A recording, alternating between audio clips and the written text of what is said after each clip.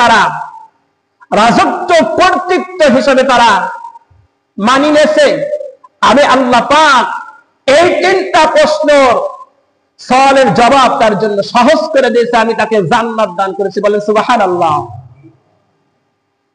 তাহলে এই সূরা এত বড় বরকত, যদি আপনি কোন শিফার জন্য পড়েন তাহলে এই সূরাটা আপনার জন্য শিফা। এই সূরার মধ্যে কয়টা আয়াত আছে? 30টা আয়াত। কয়টা আয়াত? 30টা। 2টা রুকু আছে। এই সূরাটা এমন একটা সূরা, ইনশাআল্লাহ আল্লাহ পাক যেন এই সূরা আজকে আলোচনা করেছি, মানে 2টা আমি সূরার আয়াত পড়েছি, 2টা আয়াত পড়েছি রসিলা করে, যারা শুনেছে যারা শুনতেছে, এইটার জন্য আপনাকে আল্লাহ রাব্বুল আলামিন সওয়াব দিবে না? দেবেন আপনাকে, অবশ্যই আপনাকে সওয়াব দেবে।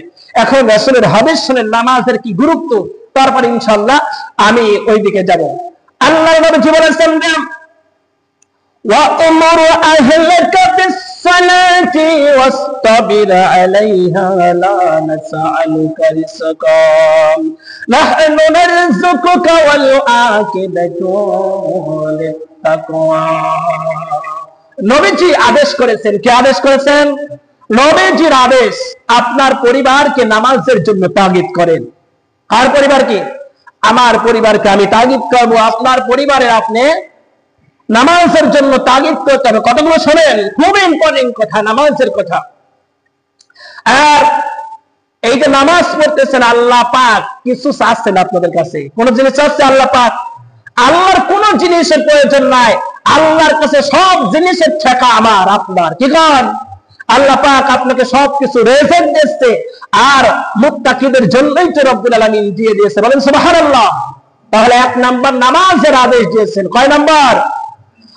আল্লাহ পাকের নবী বলেছেন যে আউয়ালু মা ইউহাসাবু বিহিল আবদু ইয়াওমাল কিয়ামাতিস সালাহ। কিয়ামতের দিন প্রথম হিসাব হবে নামাজের হিসাব। কিসের হিসাব হবে? প্রথম হিসাব রাসূলের হাদিস। আপনাকে হিসাব দিতে হবে। বান্দাকে বলা হবে যে বান্দা তুমি নামাজের হিসাব দাও। তাহলে নামাজ এটা গুরুত্বপূর্ণ। কি কারণ? এটা কোন এই কথাগুলো বলতেছি, কলেজার মধ্যে কথাগুলো নিতে হবে বুঝার জন্য। তাহলে প্রথম কিয়ামতের ময়দানে প্রথম হিসাব কি? নামাজের হিসাব দিতে হবে। যৌবন থেকে আপনার দুনিয়া থেকে বিদায় হওয়া আগ পর্যন্ত, পাগল হওয়ার আগ পর্যন্ত নামাজের হিসাব দাও। দিতে পারবো বলেন?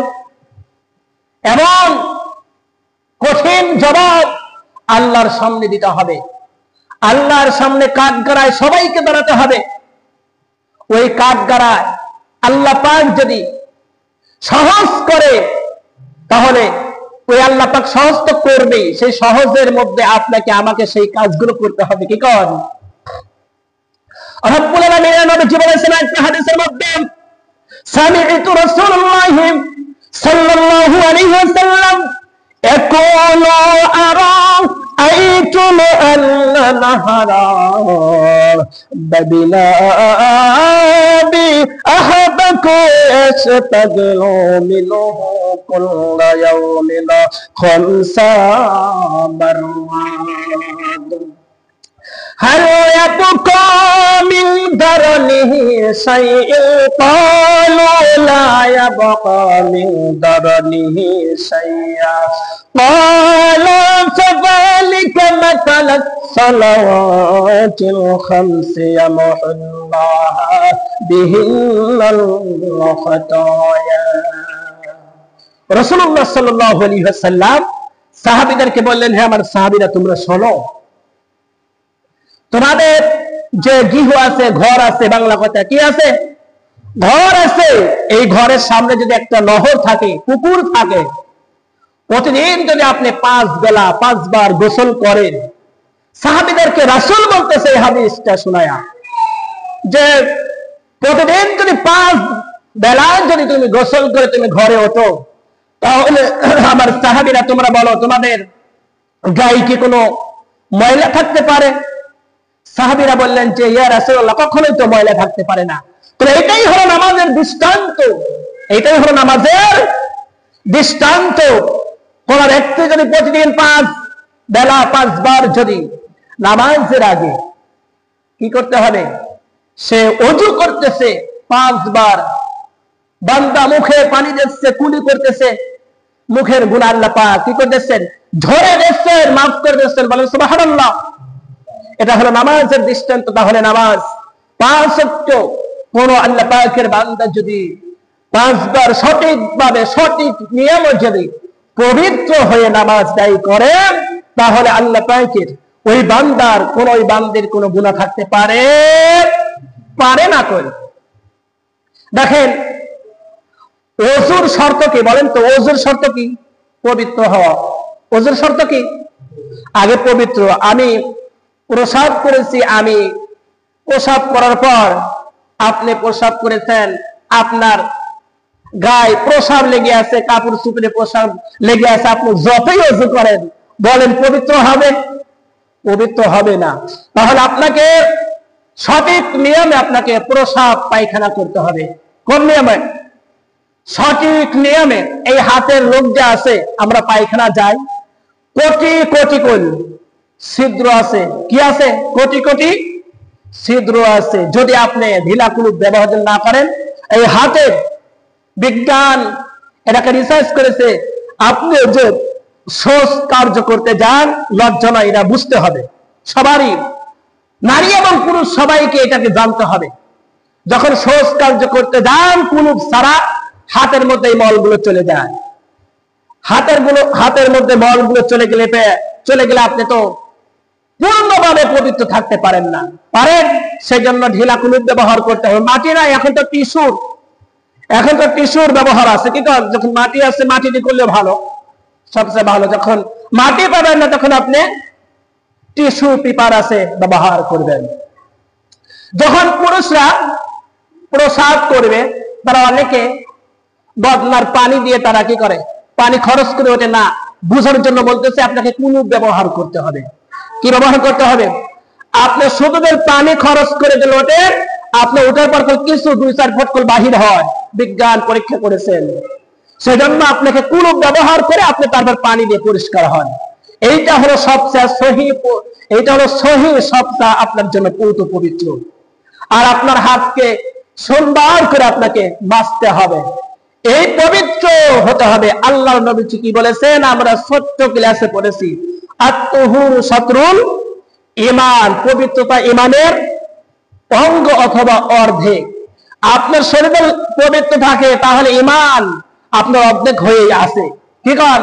যদি পবিত্র না থাকে, তাহলে ঈমান অর্ধেক নাই, কিছুই নাই, ঈমান ধ্বংস হওয়ার দিকে আছে। সেজন্য আমরা প্রসাব যখন পায়খানা করব, এইগুলো ঠিকঠাক মতো আমরা এইগুলো পবিত্র হতে হবে।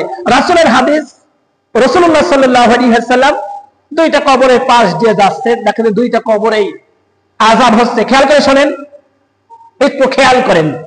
2টা কবরে আযাব হচ্ছে। আল্লাহ পাক রাসূলদেরকে লুকিং গ্লাস দিয়েছেন। কি দিয়েছেন? লুকিং গ্লাস দিয়েছেন। দেখেন, যারা গাড়ি ডাইনিং করে, মাইক্রো হোক আর বাস হোক, সামনে করে একটা লুকিং গ্লাস আছে, পিছন দেখে যাতে ধাক্কা না দিতে পারে। কি কারণ? লুকিং গ্লাস থাকে না। আল্লাহ পাক রাসূলদেরকে লুকিং গ্লাস সরাসরি আল্লাহ পাক আমাদের রাসূলকে দিয়েছেন। বলে সুবহানাল্লাহ। তাই বলে আল্লাহ পাক জানিয়ে দিয়েছেন, তারপরে কেউ জানেন। আল্লাহকে প্রশ্ন করলেন যে এই কবরে 2টা কেন? 2টা কেন প্রশ্ন? এই 2টা কবরে কেন আযাব হচ্ছে? বলতেছে এই কবরে আযাব হচ্ছে, এই ব্যক্তি প্রসাব করতেন ঠিক মতো, সে মানে পরিপূর্ণভাবে সে পবিত্র হতো না। ছিটা ফোটা তার গায়ে, এই প্রসাব পায়খানা তার গায়ে এইগুলো থাকতে, এই জন্য সে পবিত্র হতে পারে না। এই জন্য এই কবরের মধ্যে আওয়াজ হচ্ছে, বলেন নাউজুবিল্লাহ। এমন আওয়াজ হচ্ছে, মানে এই কবরের মধ্যে জাহান্নামের আগুনে যে ভয়াবহ যে শাস্তি, সেই শাস্তি তারা পাচ্ছে। তারপর কবর কথা প্রশ্ন করলেন যে এই কবরের মধ্যে কেন শাস্তি হচ্ছে? বললে এইটার মধ্যে হলে এই ব্যক্তি হলো এমন কাজ করতেন, খালি মানুষের কথা লেওয়া দেওয়া করতেন, মানে মানুষের কাছে কথা লাগাইয়া দিতেন। ঠিক আছে? আপনার কথা আরেকজনের কাছে লাগা দিয়ে আরেকজনের কাছে ভালো হতো। এইটাকে কি বলা হয়? চগলখুরি। কি বলা হয়? চগলখুরি। তাহলে যারা কথা লাগা দাও লাগিয়ে দেয়, এদের জন্য সবচেয়ে ভয়াবহ শাস্তি রাসূল বলেছেন, রাসূল নিজ চোখে দেখেছেন। আর 2 নাম্বার হলো অপবিত্র থাকার কারণে প্রসাদ করে সে ঢিলাকুলো ব্যবহার করে নাই, ঠিক মতো সে পরিষ্কার হয় না, এই জন্য তাকে শাস্তি দেওয়া হয়েছে। এই 2টা কাজের জন্য রাসূল বলেছেন, এই 2টা কাজের জন্য সবচেয়ে বেশি তাদেরকে শাস্তি দেওয়া হবে। আল্লাহ পাক আপনাকে আমাকে নারী পুরুষ সবাইকে যেন পবিত্র হতে পারি, কি বল, পবিত্র থাকতে পারি। পবিত্র যদি না হন তাহলে আপনার কোল এই যে আমরা কষ্ট করে নামাজ 5 ওয়াক্ত পড়তেছি, নামাজ কবুল হবে না। 1 নম্বর শর্ত কি? আপনাকে পুরো পবিত্র থাকতে হবে শরীরের মধ্যে।